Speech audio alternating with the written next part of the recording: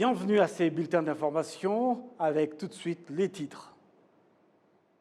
En procédant au lancement officiel de la conférence internationale sur la préservation de l'environnement, le Congrès africain des aires protégées, le Premier ministre rwandais a annoncé que le gouvernement du Rwanda a déjà planté des arbres sur au moins 30% de la superficie du pays.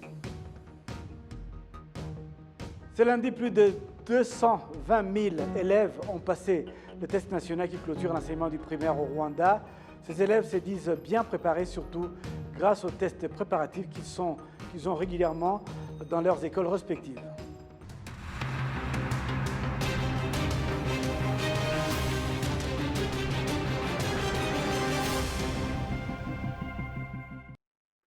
Encore une fois, bienvenue à toutes et à tous. Vous êtes en compagnie de Patrick Nyirindandi. Le gouvernement rwandais annonce que le pays a déjà planté des arbres sur au moins 30% de la superficie de son pays. L'annonce a été faite ce lundi par le Premier ministre Dr Edouard Ngirente lors du lancement officiel de la conférence internationale sur la préservation de l'environnement, le Congrès africain des aires protégées.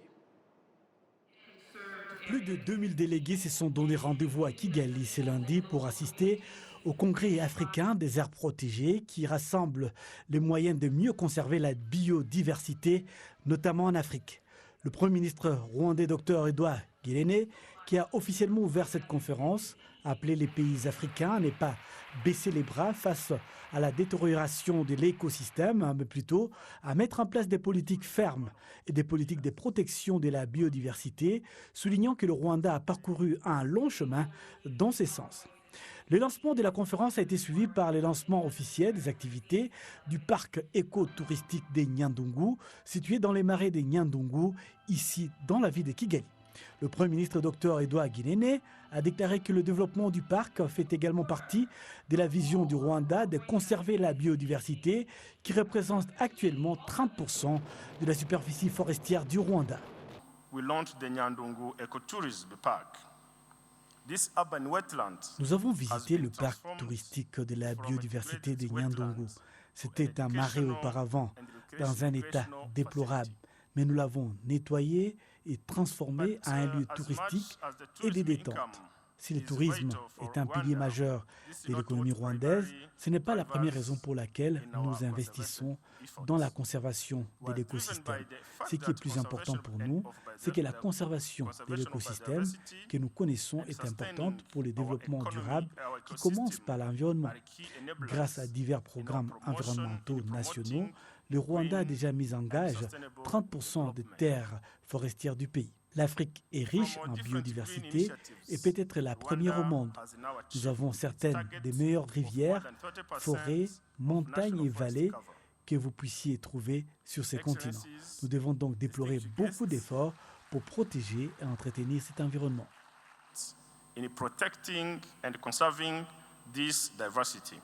La réunion a également été suivie par d'autres dignitaires, dont l'ancien président nigérien Mahamadou Issoufou et l'ancien Premier ministre éthiopien Haïlé Mariam Desalegn, qui a également rejoint le Premier ministre rwandais Dr Edouard Ngirente lors de la visite du parc des Nyandungu. Et les deux dignitaires ont planté des arbres dans le parc qui possède également une partie de la forêt. Juliette Kabera, directrice générale de l'Agence nationale pour la protection de l'environnement, affirme que le parc a fourni de l'emploi à environ 4000 personnes avec plus de 17 000 arbres plantés, si bien que le parc compte désormais 62 espèces différentes. Et puis ce lundi, plus de 220 000 élèves ont passé le test national qui clôture l'enseignement du primaire au Rwanda. Ces élèves se disent bien préparés, surtout grâce aux tests préparatifs qu'ils ont régulièrement eus dans leurs écoles respectives. La ministre de l'Éducation exhorte tous les parents dont les enfants sont concernés par ces tests nationaux à faire de leur mieux pour qu'aucun enfant ne rate son examen. Le récit d'Amandine Ndikumasabo.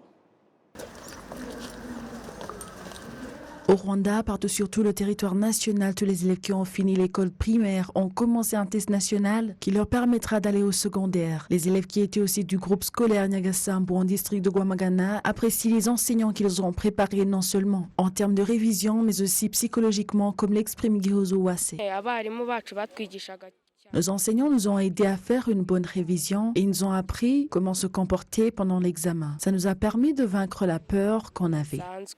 La ministre de l'Éducation au Rwanda, Honorable Amalia Valentine, exhorte tous les élèves qui passent actuellement le test national à être calmes pendant l'examen et demande aux parents dont les enfants sont concernés par cet examen à faire de leur mieux pour qu'aucun enfant ne rate son examen.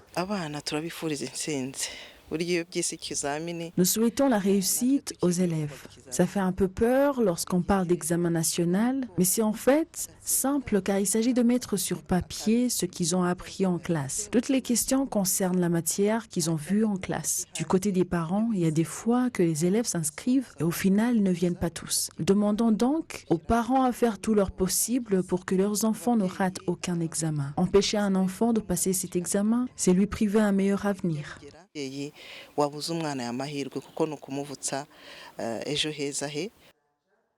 Pour l'examen national de l'école primaire, les mathématiques constituaient le premier examen comme l'indique Nyonguru Prince. On a commencé par les maths. L'examen était bien préparé, toutes les questions faisaient partie de la matière qu'on a vue en classe.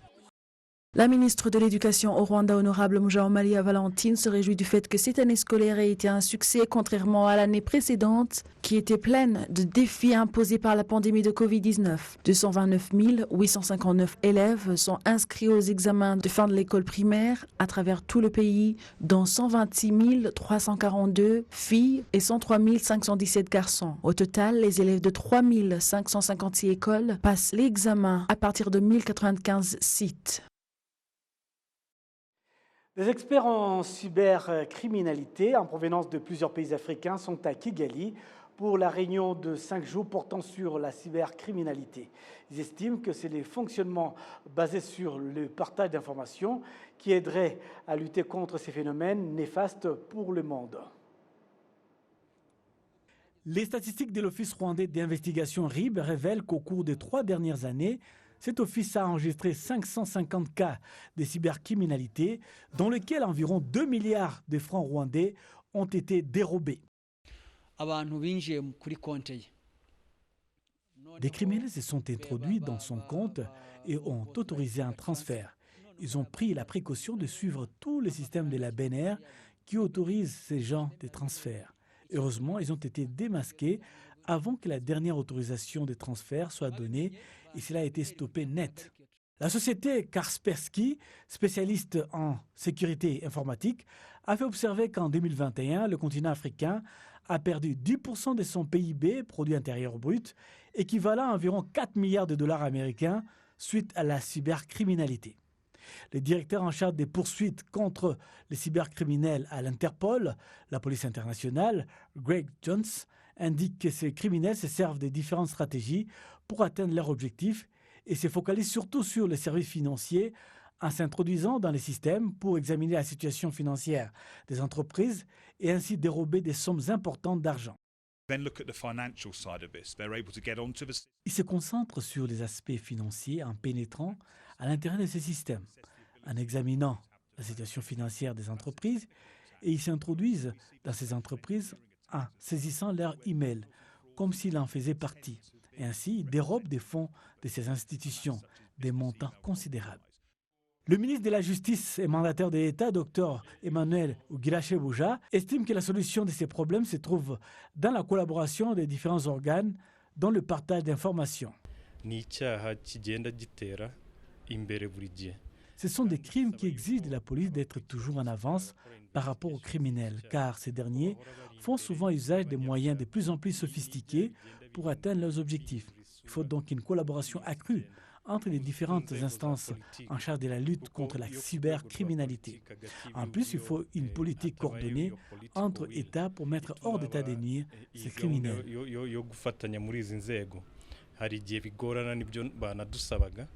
Au Rwanda, en 2019, 128 crimes cybernétiques ont été enregistrés, 168 en 2020 et 254 en 2021.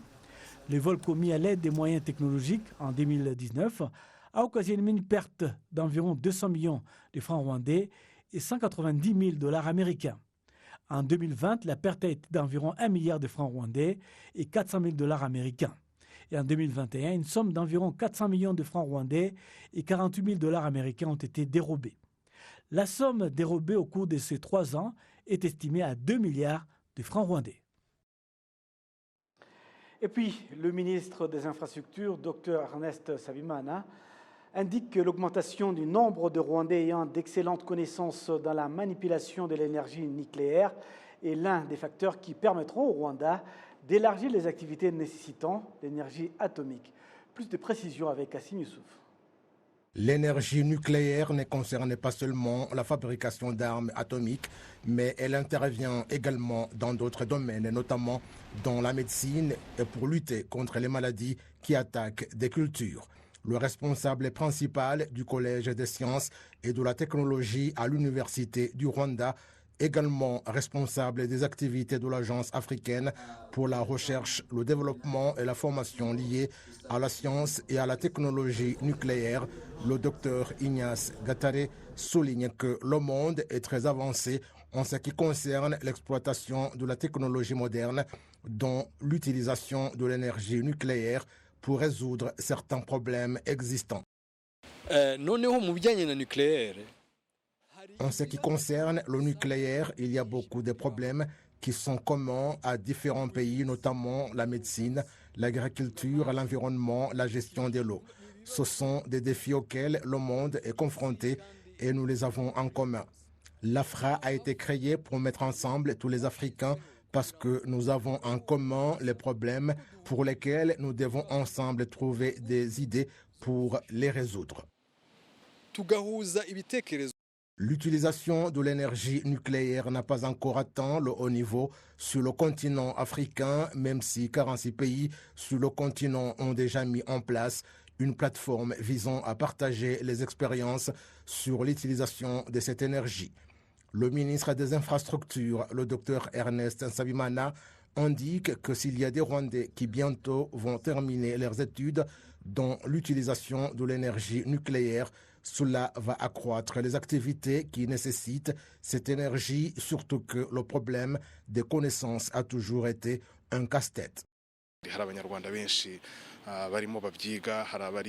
Il y a beaucoup de Rwandais qui sont en train d'étudier cette matière. Certains sont en Russie et environ 100 vont terminer leurs études le mois prochain. Il y a ceux qui sont en Corée du Sud et ailleurs. Ceux-là sont ceux qui vont venir nous aider dans tous les programmes. Nous continuons à collaborer avec l'Agence internationale de l'énergie atomique dans le renforcement des capacités du personnel. Vous avez entendu qu'ils aident pour aller faire la maîtrise et le doctorat. Bien que ceux qui ont des connaissances dans la manipulation de l'énergie nucléaire n'aient pas encore atteint le nombre souhaité, le ministère des Infrastructures indique qu'il y a au Rwanda des domaines où l'énergie nucléaire est déjà utilisée et que le résultat est effectif. Cette énergie nucléaire est utilisée dans le traitement du cancer dans certains hôpitaux. Elle est également utilisée dans l'agriculture et nous sommes en train d'examiner comment cette énergie pourrait être exploitée pour fournir de l'électricité, car il y a le problème du changement climatique qui fait que les rivières se dessèchent de plus en plus, les pluies sont irrégulières ou se font rares, mais lorsqu'on dispose de l'énergie nucléaire, vous avez assez d'électricité pour laquelle on est sûr. Le directeur général de l'Agence internationale de l'énergie atomique, Oualiou, souligne que l'énergie nucléaire n'est pas seulement considérée dans la guerre, mais qu'il y a d'autres activités pacifiques et de développement du monde qui sont nécessaires et que la collaboration de tous les continents s'impose. Notre agence ne cessera jamais d'appuyer l'organisation AFRA pour qu'elle puisse atteindre l'objectif que l'Afrique s'est fixé à l'horizon 2063. Tel qu'approuvé à la réunion du comité d'AFRA tenue à Vienne l'année dernière, je trouve que je dois beaucoup m'intéresser à l'organisation AFRA.